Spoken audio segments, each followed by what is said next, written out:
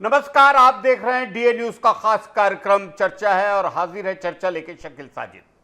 Supreme court ने एक बार फिर मुफ्त स्कीमों को लेकर राज्यों को कड़ी चेतावनी दी। कहा कि खैरात देने के बजाय रोजगार और विकास पर ध्यान देना जरूरी है। मुख्य न्यायाधीश सूर्यकांत ने गुरुवार को सुनवाई के दौरान कहा कि फ्री बीज बांटने से सरकारों पर भारी बोझ, इसका खर्च आखिर कौन उठाएगा। यह भी कहा कि मुफ्त भोजन, बिजली और अब सीधे कैश ट्रांसफर जैसी योजनाओं के पीछे करदाता का ही पैसा खर्च हो रहा है, लेकिन विकास के लिए जरूरी निवेश कम हो रहा है। सीजीआई ने जोर देकर कहा कि राज्य सरकारें मुफ्त रेडिया या डोज बांटने की बजाय रोजगार पैदा करने पर ध्यान दें। मुफ्त सुविधाओं का विस्तार कई राज्यों में राजस्व घाटे का कारण बन रहा है। कर्मचारियों के वेतन और मुफ्त सेवाओं का बोझ इतना बढ़ गया है कि विकास के लिए जरूरी फंड खत्म हो रहा है, कम हो रहा है। तो सुप्रीम कोर्ट ने सवाल किया कि अगर सालाना जुटाए गए राजस्व का 25% हिस्सा विकास में लगाया जाए तो क्या ज्यादा प्रभाव नहीं पड़ेगा।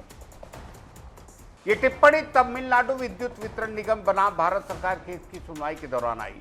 अदालत ने निगम को फटकार लगाई कि उपभोक्ता की वित्तीय स्थिति पर ध्यान देने बिना हर किसी को मुफ्त बिजली देने का वादा सही नहीं।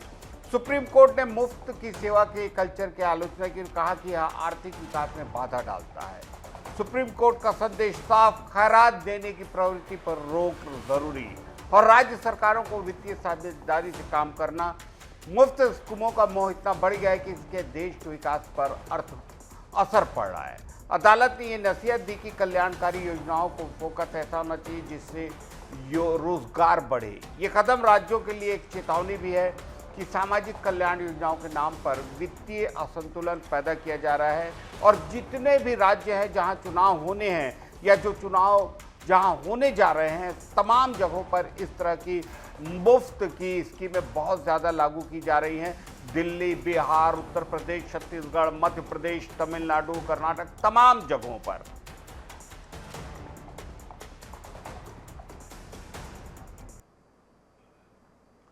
छत्तीसगढ़ के कुशाभाऊ ठाकरे पत्रकारिता जनसंचार विश्वविद्यालय को नया कुलपति मिला। राज्यपाल और विश्वविद्यालय के कुलाधिपति ने अपने विशेष अधिकारों का उपयोग करते प्रोफेसर मनोज दयाल को विश्वविद्यालय का कुलपति नियुक्त किया। यह नियुक्ति शिक्षा और जनसंचार के क्षेत्र में उनके लंबे अनुभव और विशेषज्ञता को देखते हुए की गई। प्रोफेसर दयाल वर्तमान में हरियाणा के हिसार में स्थित गुरु जम्भेश्वर विश्वविद्यालय में जनसंचार विभाग में कार्यरत। वहां उन्होंने शैक्षणिक गतिविधियों और शोध कार्यों में महत्वपूर्ण योगदान दिया, ऐसा बताया जा रहा है।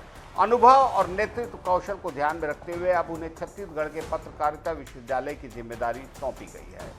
विश्वविद्यालय प्रशासन ने बताया कि प्रोफेसर मनोज दयाल का कार्यकाल, उनकी सेवा शर्तें और उपलब्धियां छत्तीसगढ़ कुशाभाऊ ठाकरे पत्रकारिता जनसंचार विश्वविद्यालय अधिनियम 2004 और इसके संशोधन अधिनियम 2025 के प्रावधानों के अनुसार कुलपति के रूप में उनका काम विश्वविद्यालय के शैक्षणिक और प्रशासनिक विकास को नई दिशा देना। विशेषज्ञ और विश्वविद्यालय के अधिकारी मानते हैं कि प्रोफेसर दयाल के नेतृत्व में पत्रकारिता और जनसंचार के क्षेत्र में गुणवत्ता में सुधार होगा, शोध और शैक्षणिक कार्यक्रमों को मजबूत मिलेगी। नई नियुक्ति से उम्मीद की विश्वविद्यालय का ढांचा और अधिक सुदृढ़ होगा और राज्य में पत्रकारिता शिक्षा को नई ऊंचाई पर ले जाने में मदद मिलेगी। एमडीडीए न्यूज अरुण भद्रा ने इस नियुक्ति का स्वागत किया है और उन्हें शुभकामनाएं दी हैं।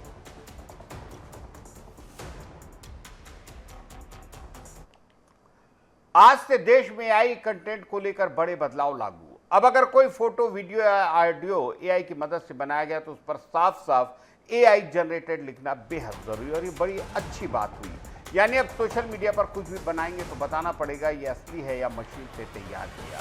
इन नियमों के लागू होने से एक दिन पहले प्रधानमंत्री नरेंद्र मोदी ने कहा कि जैसे खाने के पैकेट पर न्यूट्रिशन लेबल होता है, वैसे ही डिजिटल कंटेंट पर भी ऑथेंटिसिटी लेवल होना चाहिए। बड़ी शानदार बात, ताकि लोगों को साफ समझ आ सके कि जो वे देख रहे हैं वो सच है या एआई से बना।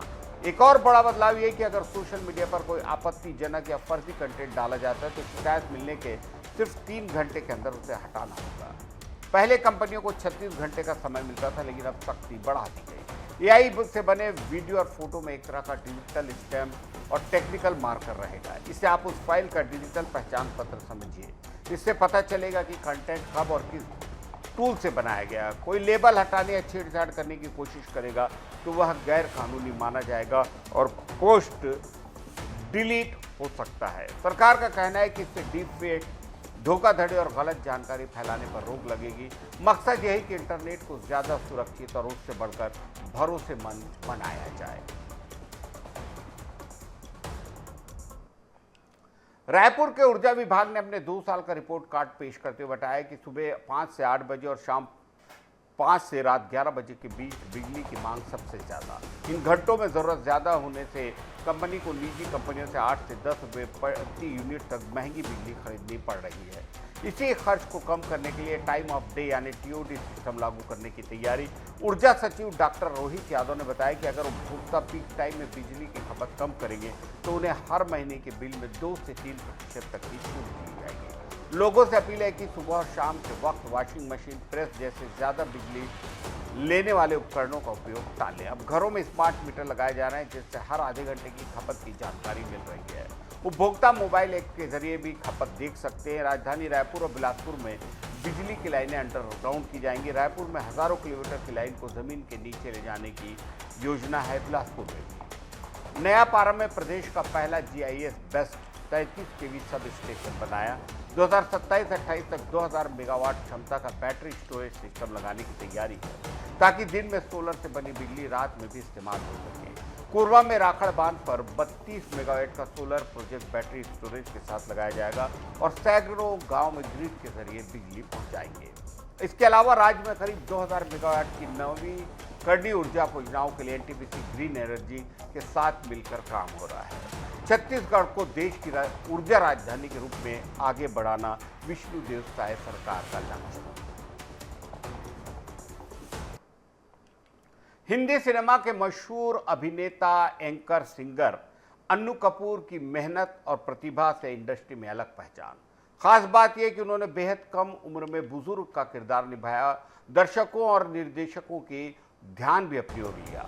22 साल की उम्र में उन्होंने नाटक में 70 साल के बुजुर्ग का रोल किया। उनके अभिनय ने लोगों को हैरान कर दिया। फिल्म निर्देशक श्याम बेनेगल को प्रभावित किया और उन्होंने अन्नू कपूर को अपनी फिल्म मंडी के लिए साइन किया। यह उनका फिल्मी कैरियर शुरू होने का बड़ा मोड़।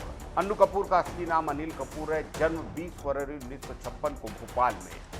उनके पिता मदन लाल पारसी थिएटर कंपनी चलाते थे। मां उर्दू की शिक्षिका थी। घर का माहौल कला साहित्य से जुड़ा लेकिन आर्थिक स्थिति मजबूत नहीं। हालात ऐसे बने कि उन्हें स्कूल छोड़ना पड़ा। इसके बावजूद उन्होंने अपनी रुचि और मेहनत के दम पर रंगमंच की दुनिया में एक कदम रखा। NSD में दाखिला लिया जहां उनके अभिनय को असली दिशा मिली। फिल्मी सफर में अन्नू कपूर ने कभी पीछे मुड़कर नहीं देखा। 1984 में आई फिल्म उत्सव ने उन्हें खास पहचान दी। इसके बाद उन्होंने मिस्टर इंडिया, तेजाब, राम लखन जैसी फिल्मों में शानदार भूमिकाएं निभाई। मुख्य अभिनेता न होने के बावजूद हर किरदार की अपनी खास शैली और कॉमिक टाइमिंग ने उन्हें अलग से नोटिस में लाया। 2012 में आई फिल्म विक्की डोनर उनके कैरियर का अहम पड़ाव। इस फिल्म में डॉक्टर बलदेव चड्ढा के किरदार के लिए उन्हें राष्ट्रीय फिल्म पुरस्कार सहित कई बड़े सम्मान मिले। उन्होंने टीवी पे अंताक्षरी जैसे लोकप्रिय शो को होस्ट किया। एक दौर ऐसा था कि अंताक्षरी शो को सुनने के लिए पूरा हिंदुस्तान थम जाता था। विदेशों में भी इसकी शानदार मांग। रेडियो पर अलग पहचान बनाई। 4 दशकों से अधिक लंबा कैरियर रखने वाले अन्नू कपूर आज भी इंडस्ट्री में सक्रिय है। बहुत सारे टीवी कार्यक्रमों के होस्ट करके और फिल्मों में काम करके, नाटक में काम करके दर्शकों का दिल जीत रहे हैं। केरला हाईकोर्ट ने गुरुवार को फिल्म द केरला स्टोरी 2 के प्रोड्यूसर और केंद्रीय फिल्म प्रमाणन बोर्ड को नोटिस जारी। यह नोटिस उस याचिका पर सुनवाई के बाद आया जिसमें फिल्म को दिया गया सेंटर सर्टिफिकेट रद्द करने की मांग। याचिका कन्नूर जिले के चिट्टारिम परम्बा निवासी श्रीदेव नंबूथिरी ने दायर की। उन्होंने कहा कि फिल्म बिना ठोस सबूत के पूरे राज्य केरल को गलत तरीके से उसकी छवि पेश करती है, रूढ़िवादी नजरिए से दिखाती है।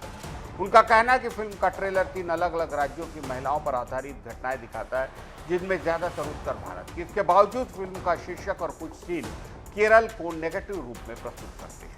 याचिकाकर्ता का कहना है कि यह पूरे राज्य और वहां के लोगों को गलत छवि पेश करता है। याचिका में यह भी कहा गया कि फिल्म का नाम और कथानक लेखक या डॉक्टर के अनुमानित भय को वास्तविकता के रूप में दिखाने का प्रयास है।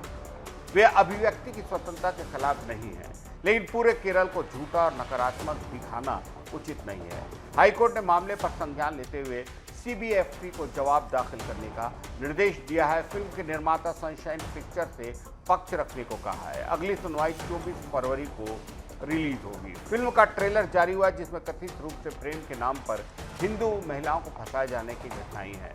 फिल्म की कहानी लेखक अमरनाथ झा और विपुल अमृतपाल शाह, जबकि निर्देशन कामाख्या नारायण सिंह। केरल के मुख्यमंत्री पिनराई विजयन ने भी विरोध जताया और उसे राज्य में सांप्रदायिक वैमनस्य भड़काने की कोशिश बताया है।